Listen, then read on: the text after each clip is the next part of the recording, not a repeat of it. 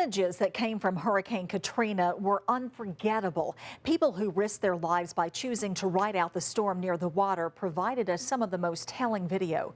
But we didn't realize the magnitude of the nightmare until the waters receded. The first confirmation of Katrina being a deadly storm came from a man who pulled at our heartstrings, Hardy Jackson. Tonight, we look at Hardy Jackson then and now.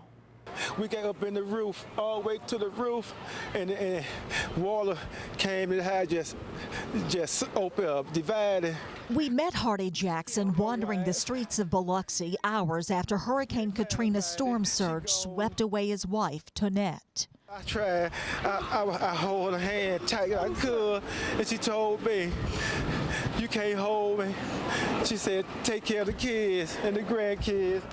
A heartbroken Hardy Jackson returned home to rubble left behind by the storm. Desperate to find any shred of evidence of the love he and Tonette shared for 29 years, he came across a mud-encrusted picture of his beloved wife. Her body has never been found.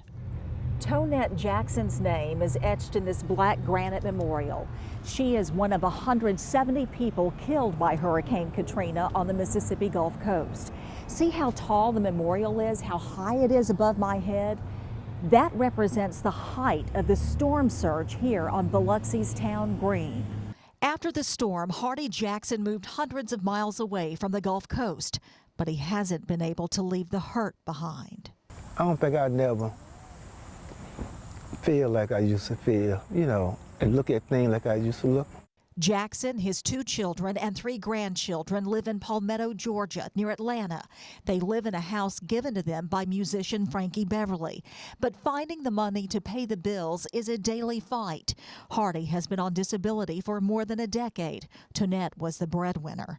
Her absence is a struggle for the whole family. Because we're so used to having our mom there to do everything for us. Just seeing my grandpa struggle sometimes and him just cry sometimes in the room. 5 years have passed since the Jacksons lost their matriarch, and time has not eased their pain. No, I think it'll be with me for the rest of my life. It just made me look at things different and just made me grow up quicker. Hardy realizes he's making good on the promise he made to Tonette to care for the children. But what happened August 29, 2005 haunts him to this day. I still feel the same way. I don't feel good about myself because I could save my wife, I could save them kids, mama or their grandma. Just last week, the city of Biloxi added the names of the Katrina victims to the 12-foot tall memorial. The city calls it a powerful symbol, one that serves as a reminder to all coastal residents of a storm's power and potential. Sunday afternoon, August 29th, the city of Biloxi will honor those who died with a special memorial service.